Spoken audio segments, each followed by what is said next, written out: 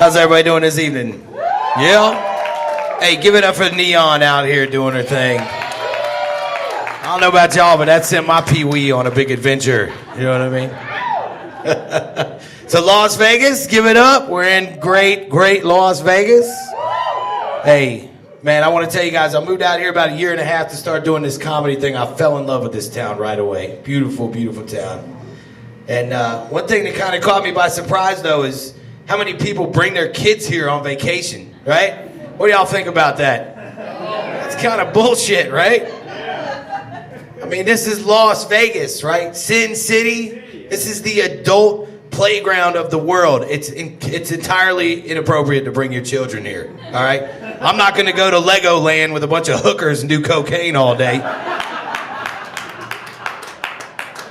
Although now that I say that out loud, that sounds like it might be a fun trip. If anybody cares to start planning that with me. No, I like Las Vegas. One thing I love about here is the diversity, right? There's a lot of different races, colors, religions, creeds, all of that, you know what I mean?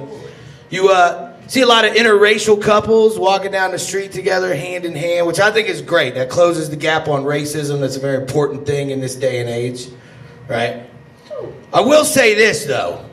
If you're a dude who's 6 foot tall and I see you walking down the road with a girl who's 5'2", I'm going to say something because that's fucked up, all right? Now you're fucking around in my dating pool, all right? At 5'6", I don't have a whole lot of options down here. And tall guys will be assholes about it, too. They say, how's the weather down there, little guy? I say, well, it's not exactly raining women, is it? All right?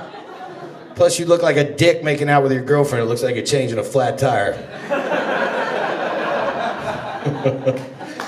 So yeah, I moved out here about a year and a half ago from West Virginia. Grew up in a big family out there. Anybody else from big family? No? Just me? All right. I grew up in a family. I got 5 brothers and sisters, right? And one thing I noticed, like, the more and more kids your parents have, the less and less they give a shit about your individual problems, right? Like, they'll go grocery shopping, they buy everything in bulk, right? So they just start to solve all your problems in bulk. Like, my mom got our cereal from a hardware store down the street, right? And it was in the back, like in the garden center, you know? So she'd have the little guy with the trolley out. She'd be like, load me up 2 bags of that fertilizer for the garden. I need a 50-pound bag of rock salt for the driveway, and load up 5 bags of them fake cocoa pebbles for the kids, right? Y'all thought that shit was just little gravel. It's cocoa pebbles. No, but so I had a sister, right? And she came of age, and she comes up and she says, Mom, I got my period. So my mom goes down to that same hardware store. She buys a case of 1,000 tampons, right? And I think the intention was that she'd never have to buy tampons again, but then she starts solving every problem in the house using a tampon, right? You get in a fight, come home with a bloody nose, you just cram a tampon up there, right? You run out of dental floss, she'd say, just use a string on a tampon. That'll work just fine, right? So I remember it was October. Halloween was coming up. I didn't have a costume to wear, so my mom scotch taped tampons all over my head. She said, there, you're George Washington. Go get me some fucking candy. Oh, Lordy. So I'm just going to come right out and say this, y'all. Tomorrow is my 36th birthday. All right. Thank you very much, man. So in honor of my birthday, I'm going to tell you guys a little story. You guys want to hear a story? All right. So I attended college at West Virginia University, which is consistently ranked the #1 party school in the nation, right? It was my senior year, and I wanted to go out with a bang. So I called all my other friends who had birthdays in March, and I said, let's throw something together. Let's throw a big rager. You know, we'll go out in style. So we ended up buying like 20 kegs of beer. And there was this old warehouse downtown, and we got in there, we set up the stage, we had bands playing, whole bunch of people, hundreds of people came out. The bands were playing, a couple couches caught on fire. It was just, you know, a typical Morgantown, West Virginia party, right? So the next day I go down there, and I had to get all the empty kegs and take them back to the liquor store to get the deposit back. And I'm loading them up in my truck, and I find this one solitary keg that was still completely full of beer. I'm almost embarrassed to tell you guys about it, because a Morgantown, West Virginia party, that's a fucking disgrace, leaving any beer left undrank. And I kind of wanted to just get rid of the evidence, right? So I lugged this keg over to the door, And I tapped it and I just started pouring the beer out in the parking lot. All right? And I'm standing there for a minute. And all of a sudden I look up and there's this bum just staring me down, right, from across the way. And he's looking at me and I'm looking at him and I'm like, what the fuck is with this guy? And all of a sudden I see this shadowy figure off to the right and it's another bum just doing this right here.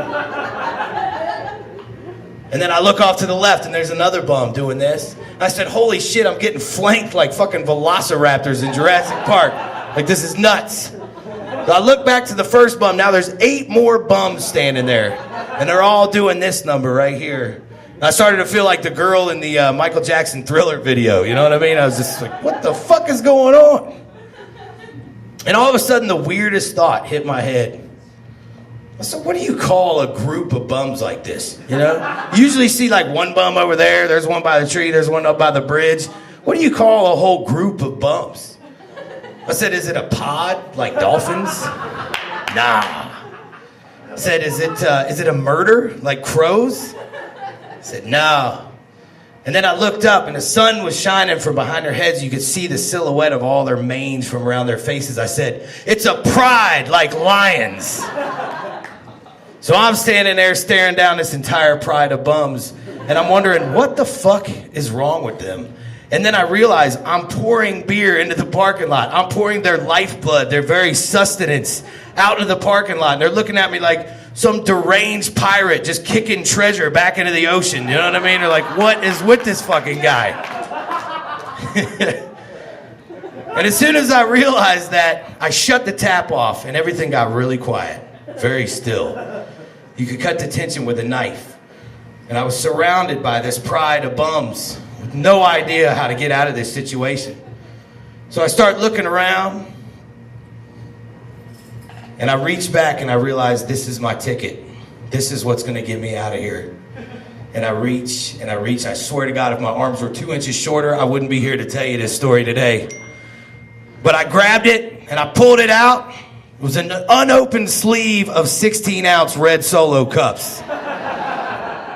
And I said, come with me, my brethren. Come drink with me in this fucking parking lot, right? So they meander over, and we killed this whole keg. Me and this pride of bums in this parking lot. In about 3 hours, by the way. 3 hours it took us to kill this keg of beer. Seriously. If you're ever asking yourself the question, how many bums does it take to drink a keg of room temperature beer in 3 hours? The answer is a pride. It takes a pride of bums to kill that much beer in that amount of time. So, anyhow, I remember while we were out here drinking, I had kind of started to mingle with these bums, and I got to know, if you remember the beginning of the story, the first bum that I saw. And he kind of seemed to be the leader of the pack, so to speak, you know? And I got to talking to the guy, and I said, you know, you seem to be the one that's in charge over here. And he says, well, I am. I said, well, how do you determine who's going to run this pack? You guys fight it out? Do you draw straws? Something like that? He says, no, son. He says, once a month I line these guys up and I suck them all off. And I said, what? What did you just say? And the guy looks me square in the eyes and he says, son, sometimes in this world, if you want to get on top and stay there, you just got to swallow your pride. That's my time, ladies and gentlemen. Thank you very much.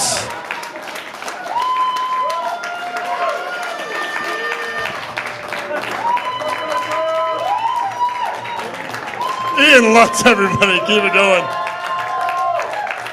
True stories from West Virginia.